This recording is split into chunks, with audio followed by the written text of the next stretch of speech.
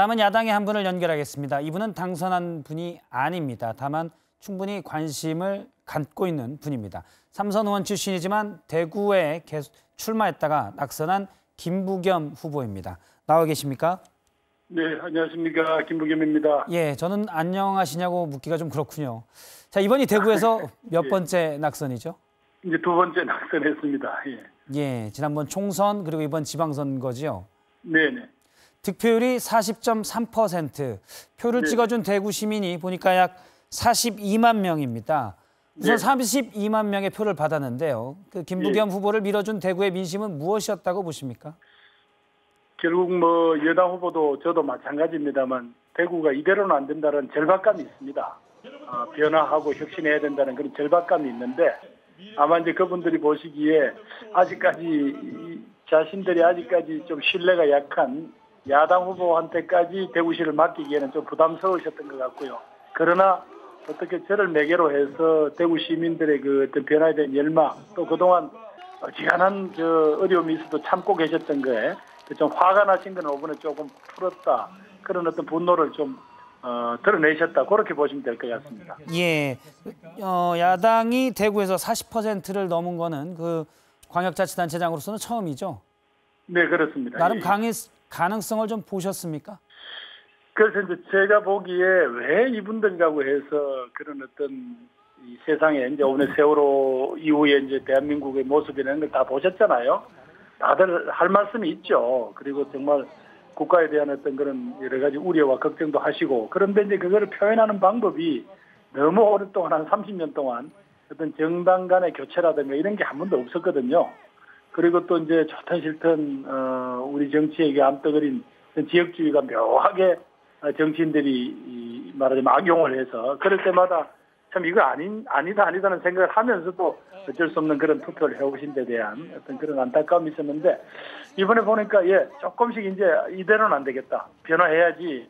특히 우리 아이들이나 미래 세대를 위해서라도 이거 변화하지 않고 우리가 마음을 안 열면 안 되겠다라는 그런 생각들을 하시는 것 같아요. 다만 이제 아직까지 이제 야당에 대한 아직 신뢰가 없으니까 그렇게 표를 던지시기는 좀 부담스러웠던 것 같습니다. 예. 대구 얘기로 하나 더 여쭤보겠습니다. 다음 총선에도 대구에 출마하실 계획인가요? 그래서 제가 누가 기자분이 질문을 하시길래 3세판인데 한 번은 적어도 더 도전하였어서 이번에 저를 향해서 이렇게 정말 뜨겁게 격려해 주신 시민들한테 그 예의 알겠나. 그래서 다음 총선까지는 적어도 내가 여기서 더 또 부딪혀오고 또 그러면서 솔직히 이제 시민들이 제가 하는 말씀에 대해서 좀 귀를 기울여 주시기 시작했잖아요. 예. 그래서 이거 사실은 전국에서 가장 지금 뒤떨어진 내륙도시 대구와 광주가 이제는 서로 화해하고 서로를 이렇게 근거도 없이 서로 이렇게 서로에 대해서 이렇게 말하자면 약간의 이제 쓸데없는 긴장을 하는 이거 없애야 된다는 데 대해서 이제 마음을 열어주시기 시작했기 때문에 이제 다음엔 제가 또 한 번 더 이분들한테 그런 호소를 해야 되고 또 지지를 좀 요청해야 될 것 같습니다. 알겠습니다. 최소한 3세판까지는 가겠다, 도전하겠다는 얘기로 듣겠고요. 지금 그렇게 지금 김부겸 전 의원께서는 지역주의를 깨기 위해서 예전에 인터뷰에서 사명이다라는 말씀도 기억이 나는데요.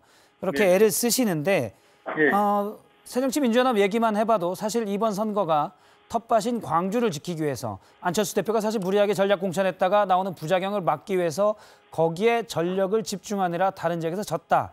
이런 비판도 나옵니다. 어떻게 보면 지도부에서는 지역주의를 텃밭을 지키겠다는 것은 지역주의를 계속 가져가겠다. 이렇게도 해석이 되는 건 아닌가요?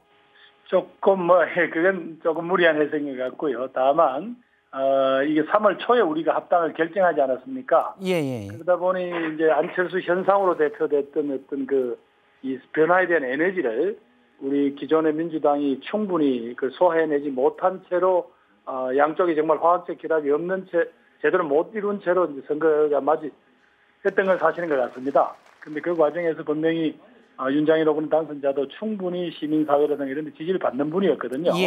그러나 이제 기존의 정치적인 어떤 경쟁을 통해서는 어떤 그런 가치가 사라질 염려가 있어서 지도부가 결정한 것 같은데 저는 요 과정에서 지도부가 어디에 올인했다, 다른 데 했었어야 된다라고 하는 거는 나는 지엽적인 것 같고요.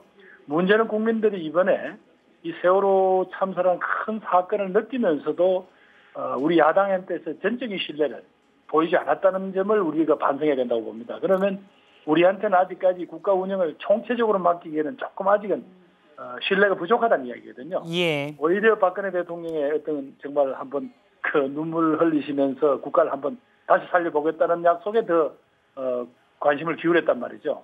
오히려 우리가 반성해야 될 것은 그 부분, 정말 우리가 어떻게 하면 국민 속에서 이 믿음을 드리고 다시 살아남을 수 있는가. 오히려 고민이 거기 가야지 뭐 누구는 잘했고 누구는 잘못했고 이렇게 가는 건 오히려 당의 발전에 도움이 안 된다고 생각합니다. 왜냐하면 그런 이제 텃밭을 지키기 위해서 윤장현 후보를 전략공천하고 또 자원을 쏟아부었던 것들 이런 것들이 다 모여서 신뢰가 되지 않느냐 이런 지적들이 있기 때문에 그래서 저는 국민들이 우리에 대해서 전적인 신뢰를 안 보내시는 것은 예. 오히려 그런 작은 문제보다는 보다 근본적으로 우리가 정치를 하는 내용이나 행태가 예. 국민들이 보기에 아직 믿음직스럽지 못하다는 거거든요. 알겠습니다. 오히려 거기에 더 우리가 주목하고 반성해야 될 것 같습니다. 알겠습니다. 여기까지 시간이 많이 됐기 때문에 여기까지 얘기를 듣도록 하겠습니다. 네, 감사합니다. 김부겸 의원이었습니다. 고맙습니다.